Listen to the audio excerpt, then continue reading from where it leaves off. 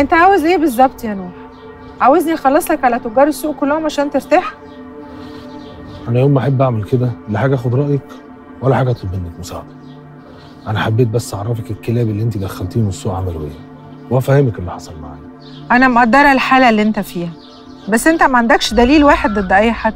ما احنا كمان مش هنستنى لغايه ما نتصفى في بيوتنا واحد ورا التاني. دي مش اول مره، واكيد انت فاكره اللي حصل للعطارين من كام شهر. فاكره يا سليم، ولسه بحقق في الموضوع. يبقى قابليني. جرى ايه يا نوح؟ انت مش واثق في الشركه ولا ايه؟ انا اساسا ما بثقش في حد. وضع السوق بقى مرعب، والامان اللي كان موجود في السوق ايام ما كانوا العطارين هم الكبار ما عادش موجود. اللي انت عاوزه يا سليم لسه اوانه ما جاش، لسه شويه. وبعدين انت بتتكلم عن العطارين ايام ما كانوا العطارين. وهو انا مش مالي عينك ولا ايه؟ انا سليم العطار. لسه شويه يا سليم.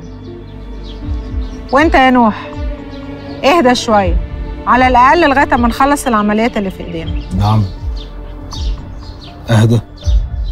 خلاص يا نوح. خلاص ايه؟ لو بنتها كانت هي اللي ماتت وانا جيت دلوقتي اقول لها اهدي كانت هتهدى؟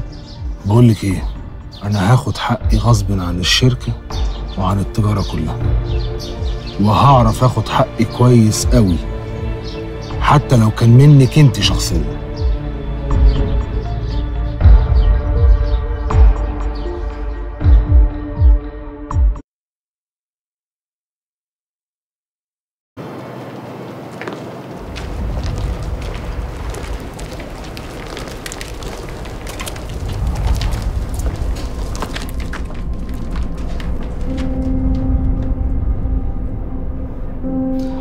عايز ايه تاني يا يحيى عطار؟ يحيى عطار؟ جرى يا غندور، انا مش كنت من يومين يحيى بيه العطار ولا ايه؟ على العموم انا هعتبر نفسي ما سمعتش حاجه. اللي بالحق هو فين سيد؟ مطرح ما يكون مالكش فيه. قول لي عايز ايه وقت من الاخر. اخر مره اما كلمتني حسيت ان انت زعلان مني، وانا ما رضينيش زعلك. حتى بالاماره قلت لي ان انت ليك عندي حق، وانا الصراحه ما اعرفش انام مديون. انا بيني وبينك دم يا يحيى، وحقي مش هسيبه. وماله؟ خير البر عاجله، وانا جيت لك لحد عندك اهو. يلا خد حقك، ولا مستني سيف العزاز ياخدهولك؟ لا، انا حقي باخده بدراعي يا يحيى. وماله برضه؟ اللي يطلب من يحيى العطار الحق يجي لحد عنده ويديهوله. اديله حقه حقه.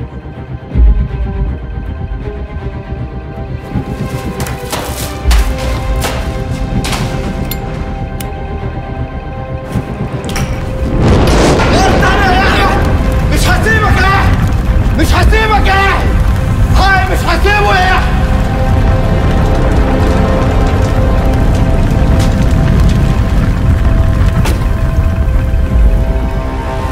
ايوه يا سيدي، قلت لي بقى انك عايزني في موضوع مهم، بس انا ما سالتكش الموضوع ده مهم بالنسبه لي ولا بالنسبه لك؟ لينا احنا الاثنين. احنا الاثنين؟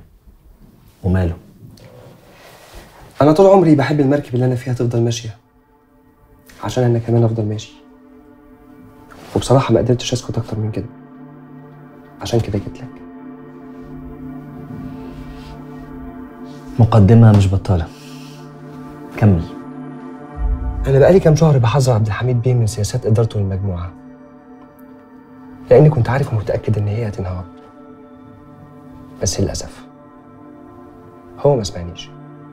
يعني انت كان عندك طريقه تمنع بيها اللي حصل؟ ولسه في ايدينا الموقف، نقدر نحل الازمه والمجموعه تقف على رجليها في خلال شهرين لو عملنا التعديلات المطلوبه في سياسات اداره المجموعه وفي الصفقات اللي بتمضيها دلوقتي.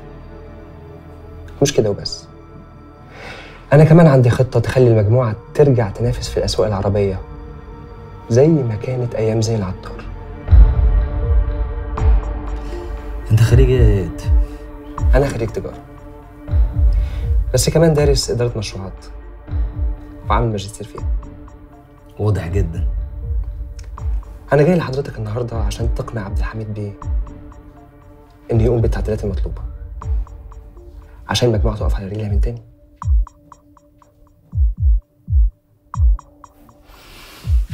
بص يا سيد، انت دماغك حلوه قوي وعجبتني، وما انكرش انك خطفتني قوي، عشان كده انا مركز معاك. دي شهاده اعتز بيها. انا ليا راي تاني خالص، او تقدر تقول راي تالت خالص. انا هننفذ الخطه دي بكل حذافيرها، بس بالعكس. بالعكس ازاي؟ يعني بدل ما تساعد مجموعه العطار انها تقف على رجليها، هتساعدها انها تقع وتبقى الوقعه الاخيره. هي اوريدي بتقع، المركب كده كده بتغرق. تنط من المركب وتتاكد انها غرقت، وبعدين هتلاقي مركب تانية ترمي لك طوق النجاه. وشغلك؟ ماله شغلي؟ التغطيات الماليه اللي انت محتاجها هتتصرف فيها ازاي؟ وانا هستفيد ايه؟ مش قلت لك دماغك حلوه؟ بص يا سيدي، اجابه السؤالين دول اجابه واحده.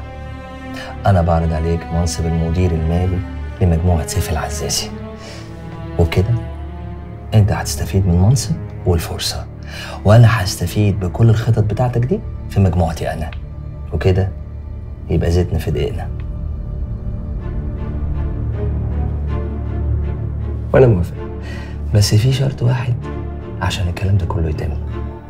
ايه هو؟ تقطع صلتك بالعطارين.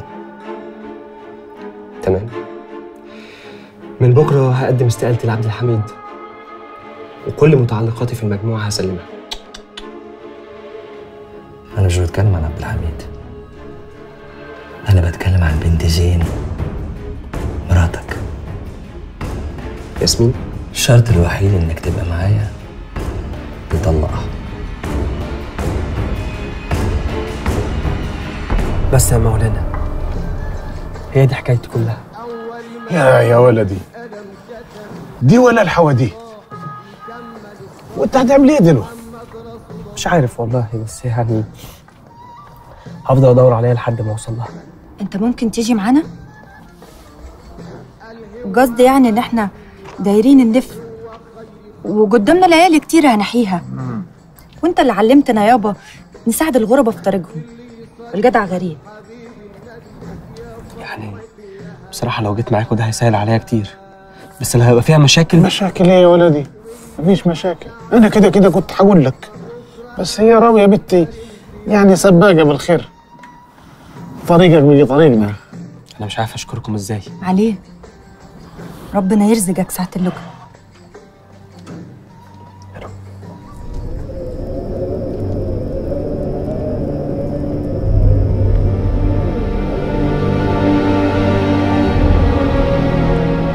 من زمان واحنا مدفونين في قلب الجبل ده، لغاية ما بقينا شبهه ولونه طفح على جلدنا، حبسنا جواه غصبت عنينا مش بمزاجنا.